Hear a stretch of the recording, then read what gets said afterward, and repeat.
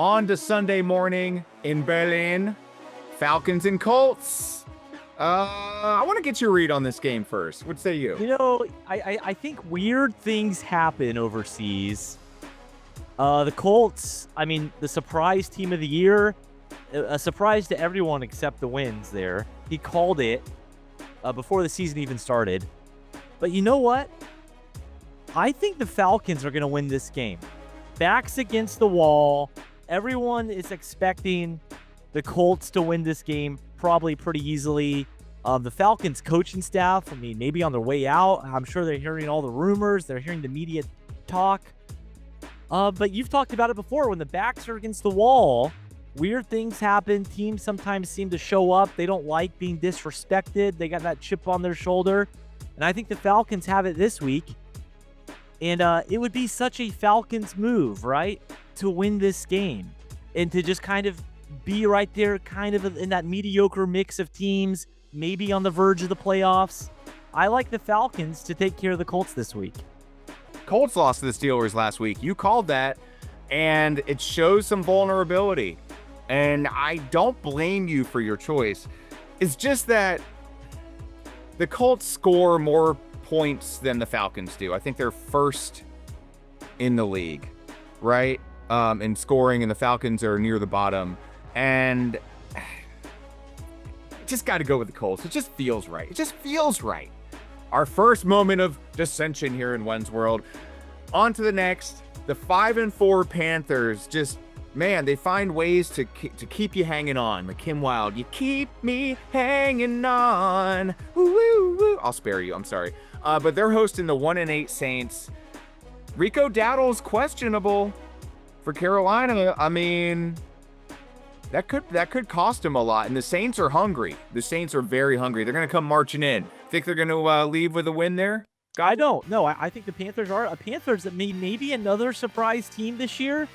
I mean, they're right there. They're right there in the mix. After this game, they could potentially be 6-4. I mean, they could compete for a wild card spot. Who would have thunk it? Who would have thunk? I like the Panthers this week. I mean, they could compete for the NFC South, really. Yeah. I mean, it's not that unattainable. I'm not gonna go crazy this week. I gotta bring it. Rein it in, Wenz. Rein it in. I'm gonna go with the Panthers as well at home. The 2-7 Giants at the Bears. Talk about another surprising team. The Bears sitting at 5-3. Yeah. The Giants, they're without their weapons. They got no Cam Scattaboo. They're decimated by injuries. I gotta say, Griffin, this is the Wenz's lock of the week. The Bears will eat Sunday afternoon. Yeah, I think I agree with you. I think the Bears have really benefited, and to their credit, they're taking advantage of an easy stretch of schedule here, and I think that continues this week as they take care of the Giants pretty easily. Absolutely, and here's the thing about that. The Bears could be in a tie for first place after Philly beats Green Bay on Monday night. Oh, boy. Oh, boy. Oh, boy. Here we go. Speaking of more surprises around every corner here in Wenz World, the 5-3 Jags in an AFC divisional showdown with the Texans, 3-5. The Texans who did beat the Niners, so yep, they are capable of winning. But the Texans are without C.J. Stroud. Davis, the one, the only Davis Mills is stepping in this week. He's still around? He's still, dude's got a. Did you know he has a pro or plus 80 QBR career? Really? Thrown 45 tutties in his career, 35 picks, but 45 tutties. Nice. Not bad. Stats. Just the stats here. I mean, but is it enough to beat Cartersville's best? No, yeah, my neighbor Trevor Lawrence. No, I think the Jags are going to roll this week without C.J. Stroud. I mean, you can't count the Texans. I mean, I don't see that happening. No, I like the Jags. They're a fun team, man. A pesky team. They're one of those teams. They're going to have a good season. They're going to be happy. They're going to be thrilled to make the playoffs. And then they're going to be one and done in the playoffs probably. But, you know, it's a fun story right now. Wait, what's that? What? Upset special of the week? Oh, no. Right here, right now, at home. Count it, Houston. If you got 20, put it on them. This is a division game. Anything goes with division games. It's dirty. It's trench warfare. I want to see it. Let's see it. We're going to see it. I mean, I think the Texans edge them out. Texans are going to win this game. Wow. One game that's just no shocks. No shocks. Lots of awe, though. If you're the 6-2 Bills, you're headed down to Miami. Miami turns the ball over too much, and the Bills move the ball too much to lose. The thing about this story is I'm starting to believe that Miami is trying to lose to stay on par with the Jets for that number 1 overall. What do you think about that? Do you think they're tanking on purpose? Is that why they haven't fired McDaniel? Because that's their best shot of losing, is just keeping him around? If you're only beating non-conference opponents, it makes a lot of sense. Maybe. Yeah, I think your analysis of the game is correct. I think the Bills they just score too many points for the Dolphins. And like you said, the Dolphins turn the ball over. Defense isn't really there. Yeah, the Bills will roll in this game quite easily. I like that theory, though. I like the theory. It's there. Time will tell. It's kind of odd. They fire the GM, right? And then they come out and it's basically leaked publicly that the coach is going to stay on through the rest of the year. But they're implying he's a lame duck. Like, he's going to be let go. Right. So I think you might be right. They want to lose because they know he's lost the locker room. They know they're not going to win many football games with him at the helm. So just let him keep coaching. We'll lose and get a high draft pick, because there's you risk the chance of bringing in an interim, guys rallying around him. You win 3 or 4 meaningless games, and then before you know it, you're picking 12th, and you're just stuck in mediocrity forever, like the Atlanta Falcons, right? Such a solid sequence of thoughts there, Radio Griff. I think you should have your own sports show on the Pig at some point. I think that would be a great idea. We'll make it happen. Let's make it happen. Ravens at Vikings. Aaron Jones is out. He has a hurt shoulder. Ravens are starting to click, baby. They're clicking. Are they back? Are they back? Lamar is back. And I think this is one the Ravens can steal on the road. What do you think? Yeah, I think I agree with you. I think last year or whenever it was last, we talked. I don't know when that was. There was the mountain, right? The mountaintop, climbing up, going down. The Ravens, a team on the up. I think, did the Ravens already experience their valley? We talked about teams experiencing the mountaintop, the peak. Yep. The Vikings, they might be a team that's already experienced the peak. They're on their way down. The Ravens already experienced the valley. There's only one way to go from there, and that's up. And I think they're going to go up and over the Vikings this week. I couldn't agree with you more.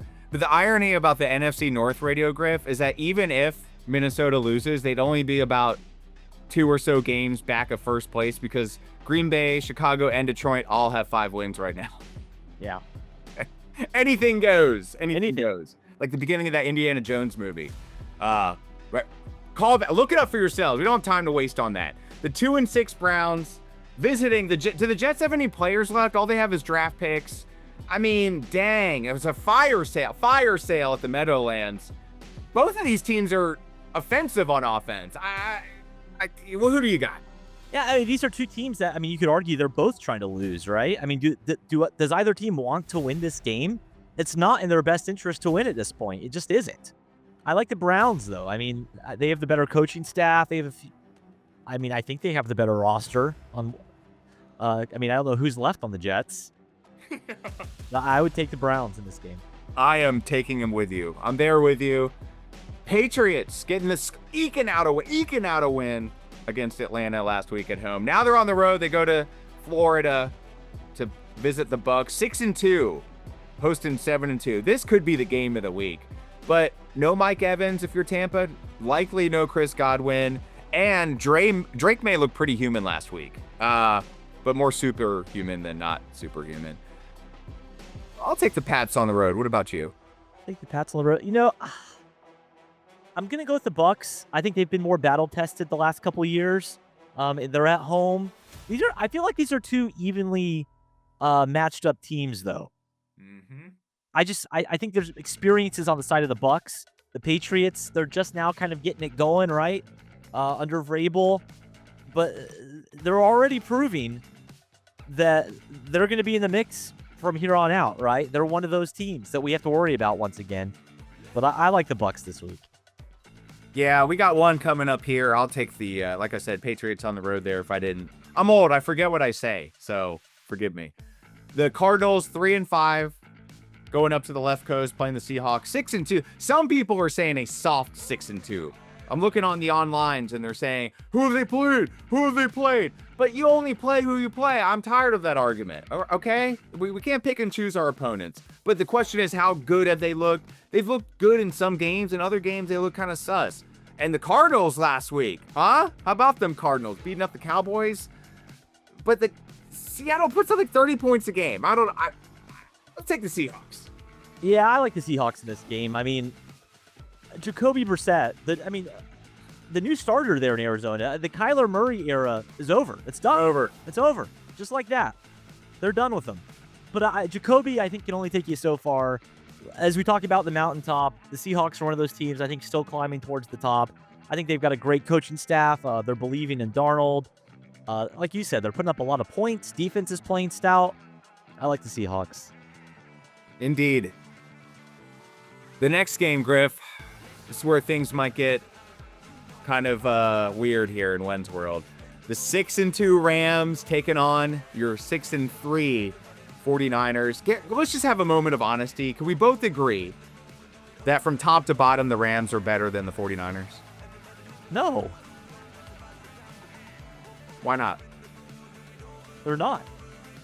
But they all have. Who do they have? Matt Stafford, Kyron Williams, Puka Nacua. That's just three of them. Plus a defense that gets after it. It's a division game. Brock Purdy, Christian McCaffrey, MVP. I'll give you that. Is Purdy playing? His coach is yelling at him, apparently. What's going on there? Ricky Pearsall, Fred Warner. He's not playing anymore. Brandon Ayuk. George Kittle. Steve Young. All right. Kyle Juszczyk. Kyle Shanahan. Merton Hanks. Yes. With a turtleneck. I guess you're going to take your boys at home. Is that what you're saying? Yeah, I wouldn't. Yeah. I think it's going to be a tough game for the Niners. Let's be real. But I think they'll eke out a win. Wow. You're a true fan, sir. I will take the Rams on the road. The poor Commanders, man. The Lions are coming into town, and they're hungry, man. Dan Campbell, we'll have that beer eventually, sir. I promise you that. Just this week's a little busy for me. But Jaden Daniels doesn't have an elbow anymore. It's his non-throwing hand, but Marshawn Lattimore tore his ACL. There's nothing to expect from it. Now, if you're Washington, I would say maybe you join the Jets in that conversation of let's continue to lose these games, because why? Why would you win? Dan Quinn's a moron. You have your quarterback in there. You're down 30 points, and then you run an RPO. Maybe drop back, hand off, or shotgun, get rid of the ball if you have to, take an intentional grounding if need be. But putting your quarterback in that kind of situation, that's just what a dimwit. What a dimwit. Yeah, I agree. It's not surprising, though, right? It's Dan Quinn. We're all familiar with Dan Quinn here in Atlanta. Yeah, it's not in their best interest to win at this point, and I don't think they will. I don't think they'll have any problem losing this week. I think the Lions will take care of business. Indeed.